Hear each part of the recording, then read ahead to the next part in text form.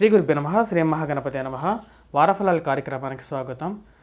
రాబోతున్నటువంటి మార్చ్ 31 నుంచి ఏప్రిల్ 6వ తారీఖు వరకు ఈ యొక్క వారం ద్వాదశ రాశుల వారికి ఎలా ఉండబోతుందని చూద్దాం.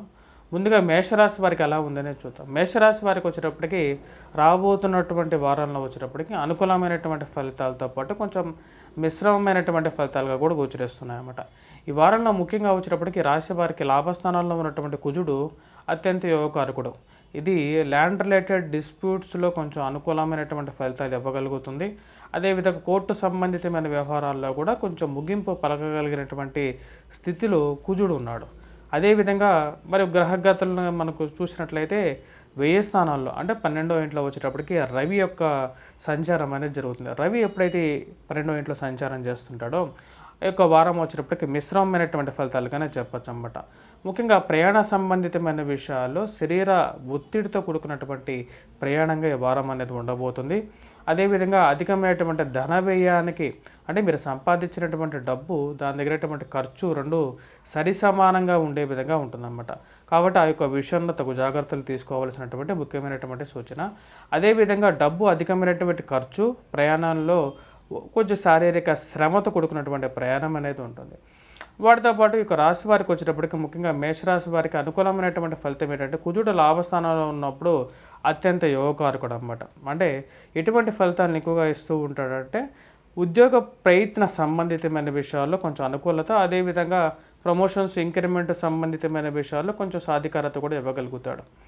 ముఖ్యంగా ఎవరైతే ఈ యొక్క రెవెన్యూ డిపార్ట్మెంట్లో పనిచేస్తున్నటువంటి వారికి అనుకూలమైనటువంటి ఫలితాలు ఎక్కువగా ఇవ్వడం అనేది జరుగుతుంది. అదేవిధంగా రియల్ ఎస్టేట్ సంబంధితమైన విషయాల్లో ల్యాండ్ రిలేటెడ్ ఇష్యూస్ని ఎక్కువగా డీల్ చేసే వారికి ఎక్కువగా అనుకూలంగా ఉంటాయి అన్నమాట. మరి అదేవిధంగా ఈ రాశి వారికి ఇంకా మిగతా విషయాల గురించి మనం మాట్లాడితే ఆరోగ్యపరంగా మటుకు శరీరంలో అధికమైనటువంటి వేడి, జ్వరపీడత్వం అనేది మేషరాశి వారికి ఈ వారం రావడానికి అధికమైనటువంటి ఛాన్సెస్ అనేవి ఎక్కువగా గోచరిస్తూ ఉన్నాయి. ఎందుకంటే 1000 స్థానంలో ఉన్నటువంటి రవి శరీరంలో అధికమైనటువంటి ఉష్ణాన్ని, కోపాన్ని కూడా కొంచెం ఎక్కువగా చేకూరుస్తూ ఉంటాడు. కాబట్టి కోపాన్ని కొంచెం కంట్రోల్ చేసుకున్నట్లయితే ఈ వారం సానుకూలంగా గడుస్తూ ఉంటుంది.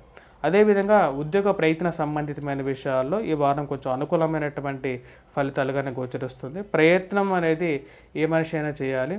ముఖ్యంగా ఎవరైతే ఈ యొక్క నూతన ఉద్యోగ ప్రయత్నాల గురించి ప్రయత్నిస్తున్నారో వారికి అనుకూలమైనటువంటి ఫలితాలుగా చెప్పవచ్చు. అదేవిధంగా ఈ రాశి వారికి చెప్పాలంటే ముఖ్యంగా షష్టమంలో ఉన్నటువంటి కేతువు పూర్తి యోగకారకుడు. మరి అదేవిధంగా 1000 స్థానాల్లో రాహు, రవి మరియు అదేవిధంగా శుక్రుడు కలిసినటువంటి కాంబినేషన్ అనేది ఉందన్నమాట. శుక్రుడు ఎప్పుడైతే రాహు, రవితో కలుస్తాడో అస్తంగోత్తం పడతాడు అన్నమాట. దీన్నే మనం శుక్రమూఢమిగా అంటాం. కానీ ఆ శుక్రమూఢమి ఎఫెక్ట్ అనేది కూడా శుక్రుడికి, రవికి 2 degrees కన్నా వేరియేషన్ ఉన్నప్పుడు ఎక్కువగా జరగదని చెప్పి శాస్త్రం చెప్తుంది. రవి, రాహువు కలిసినప్పుడు ఎటువంటి ప్రభావం చూపిస్తారు అంటే శుక్రుడు తన యొక్క బలాన్ని కోల్పోవడం అనేది జరుగుతుంది. ఇది కుటుంబ వృద్ధికి, అదేవిధంగా ధనక్షయకారకుడిగా కూడా చెప్పడం జరుగుతుంది అన్నమాట. అంటే రవి, రాహువు కలిసినప్పుడు దానివల్ల ఏమవుతుందంటే అధికమైనటువంటి డబ్బు ఖర్చు అవడం అనేది జరుగుతుంది. మరి అదేవిధంగా ఈ రాశి వారికి వచ్చేటప్పటికి విద్యార్థులకు వచ్చేటప్పటికి అనుకూలమైనటువంటి ఫలితాలుగానే చెప్పొచ్చు. ఆరోగ్యాన్ని కొద్దిగా పరిరక్షించుకున్నట్లయితే విద్యార్థులకి అనుకూలమైనటువంటి సానుకూలమైనటువంటి ఫలితాలుగా చెప్పొచ్చు.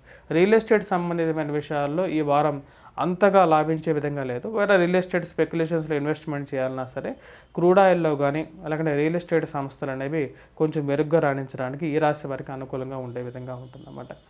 మిగతా విషయాల గురించి చెప్పాలంటే ఈ రాశి వారు ఎటువంటి పరిహారాలు చేసుకోవాలి వారం అంటే ముఖ్యంగా రవి యొక్క అనుకూలత రీత్యా ఈ యొక్క వారం వచ్చేటప్పటికి ముఖ్యంగా వీరు పరిహారం చేసుకోవాల్సింది రాహువుకి, రవికి, శుక్రుడికి పరిహారం చేసుకోవాల్సినటువంటి ముఖ్యమైనటువంటి సూచన.